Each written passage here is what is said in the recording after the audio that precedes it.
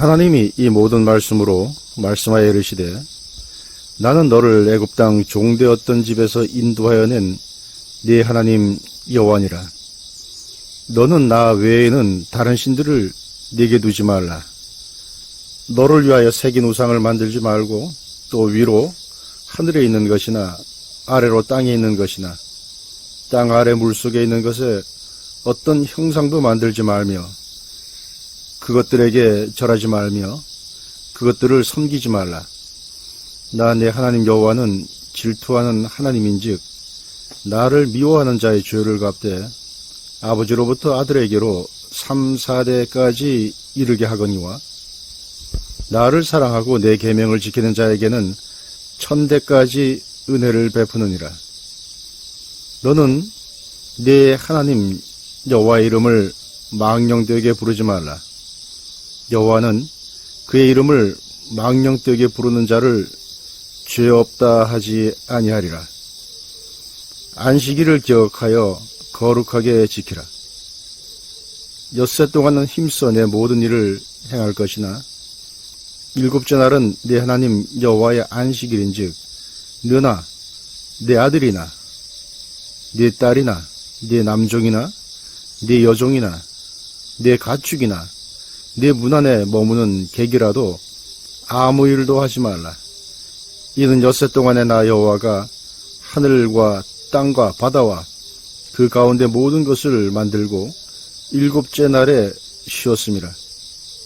그러므로 나 여호와가 안식일을 복되게 하여 그 날을 거룩하게 하였느니라. 네 부모를 공경하라. 그리하면 네 하나님 여호와가 네게 준 땅에서 네 생명이 길리라. 살인하지 말라.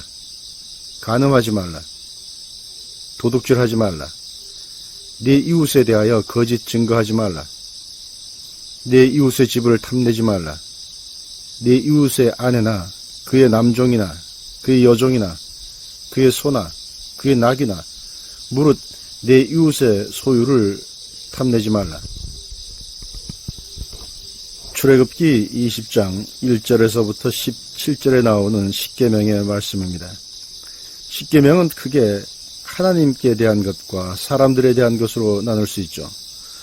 본문에 나와 있는 십계명을 순서대로 다시 정리하면 이렇게 됩니다. 제1계명, 너는 나 외에는 다른 신들을 내게 두지 말라. 제2계명, 너를 위하여 우상을 만들지 말고 섬기지 말라.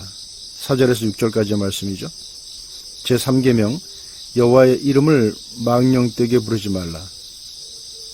제4계명, 안식일을 기억하여 거룩하게 지키라. 제5계명, 내 부모를 공경하라. 제6계명, 살인하지 말라. 제7계명, 간음하지 말라. 제8계명, 도둑질하지 말라. 제9계명, 내 이웃에 대하여 거짓 증거하지 말라. 그리고 마지막 17절에 나오는 것이 10계명, 내 이웃의 것을 탐내지 말라. 이렇게 정리할 수 있습니다. 정의와 불의를 따질 때 우리가 가장 염두에 두는 두 가지가 있죠. 권력과 물질이 어떻게 나눠지는가.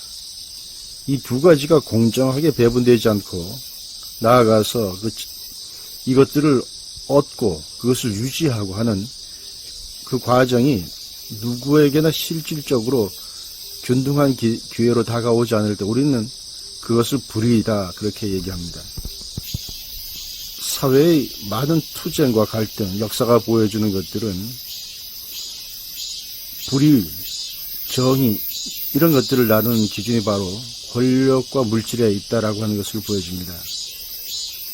그러나 이런 투쟁과 갈등의 직접적 요인이 항상 근본적인 원인과 일치하는 것은 아닙니다.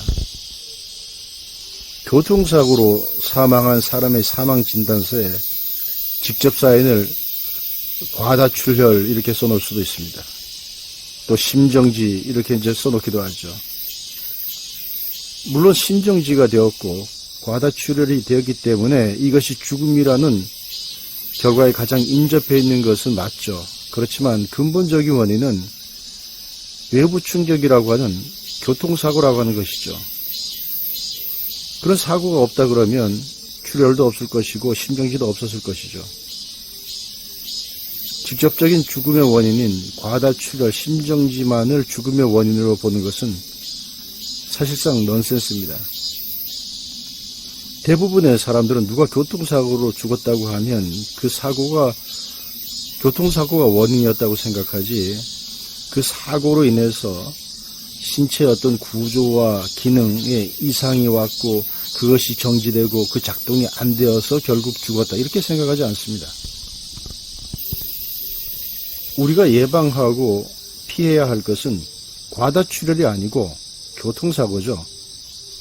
정의로 돌아가서 다시 보면 권력과 물질이 나눠지고 행사되는 과정에서 남들이 가져야 될 기회와 몫을 가로채고 속이며 때로 압제까지도 하는 것. 그러나 이것이 불의의 전부는 아니며 더구나 불의의 근본적인 원인은 아닙니다. 본문의 십계명을 통해서 하나님께서는 우리에게 그러한 메시지를 전하시고 있는 겁니다. 우리가 중요하게 여기는 물질적 배분, 보이는 것을 어떻게 나눌 것인가 라고 하는 것은 십계명 중에서 8번째부터 나오기 시작합니다. 그 앞의 7가지 계명의 공통점은 각 존재의 가치를 존중하라 라고 하는 말씀입니다. 정의란 이름에 걸맞는 명분에 맞는 것을 돌려주는 응분에 있다 라고 전에 한번 말씀드린 적이 있습니다. 제1계명부터 제4계명은 하나님의 이름에 맞는 인정과 예우를 해야 한다라고 한 것입니다. 제5계명은 부모라는 존재가 갖는 가치에 합당한 존중이 있어야 한다는 것이고, 제6계명은 나 아닌 남들이 갖는 가치 중에서 가장 중요한 생명에 대한 존귀함을 돌려주라는 것이며, 제7계명은 배우자가 받아야 할 인격적 신뢰와 평판에 합당한 몫을 주라는 말입니다. 제9계명 역시 이웃이 받아야 할 정당한 사회적 평가에 대하여 그 몫을 거부하는 비열한 행동을 하지 말아야 된다라고 하는 것입니다. 비록 보이지는 않지만 정당한 명예와 가치의 몫을 바로 돌려주지 않는, 배분하지 않는 행위는 물질을 분배할 때 있어서의 불공정, 불의보다 훨씬 더 큰 불공정, 불의이고 아주 근본적인 불의라고 할 수 있습니다. 정의는 여기에서부터 시작되어야 합니다. 각자가 받을 존경과 감사의 몫이 돌려지는 사회에서 물질이나 권력 분배의 불평등이 심각하게 있을 것이라고 생각하기 어렵죠. 그러나 반대로 타인의 가치에 대한 존중이 제대로 이루어지지 않는 사회적 풍토에서 물질과 권력을 고르게 분배하고 적정하게 행사해야 한다고 아무리 떠들고 이것을 법과 제도로 보장한다고 해도 그 효과는 지속되지 못할 것입니다. 끝없는 감시와 규제가 반복이 되겠죠. 또 그러한 감시와 규제가 있다 하더라도 효과는 없을 것입니다. 사상 누각입니다. 존경과 감사 그리고 예우는 무한한 자원입니다. 누구나 줄 수 있습니다. 인간인 이상 누구나 받을 자격이 있습니다. 복음성가 이런 가사가 있죠. 사랑을 줄 수 없을 만큼 가난한 자도 없고 사랑을 받지 않아도 될 만큼 부유한 자도 없다. 누구나 받을 자격이 있고 누구나 줄 수 있는 이러한 자원조차 나누기에 인색한 사회에서 유한하고 희소한 권력과 물질을 균등하게 나누길 기대하는 것, 이거 정말 어리석은 일이 아니겠습니까? 미움, 무관심, 교만과 정의는 양립할 수가 없습니다.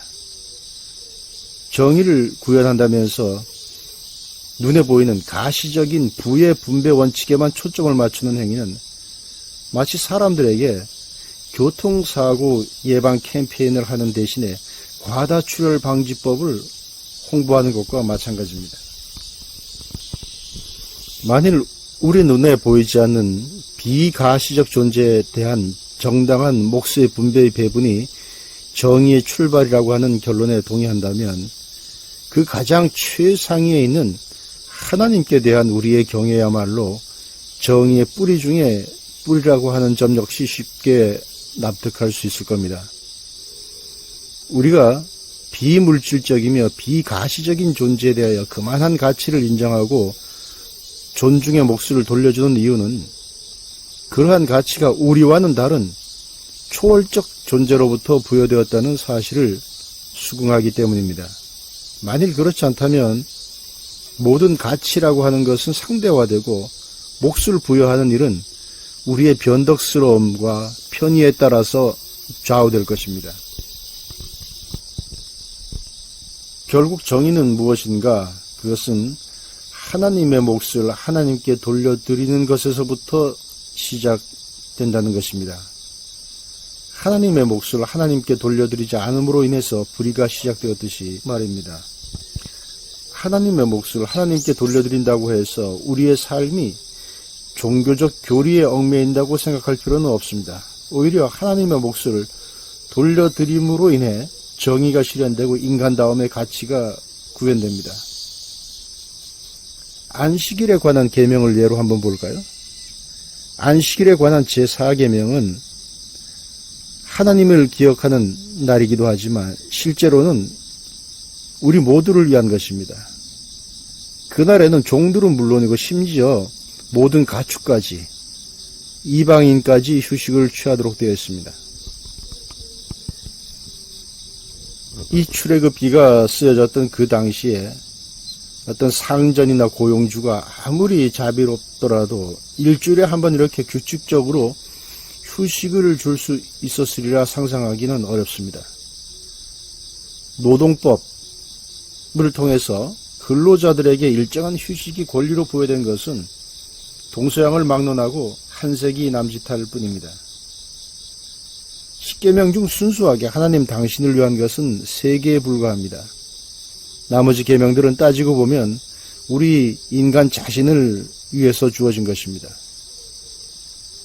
부모가 자식을 위해서 아파트 청약 통장을 만들어 놓고 적금을 부으면서 자식에게도 너도 틈나는 대로 같이 넣자 그러고 하면 이건 누구를 위한 것입니까?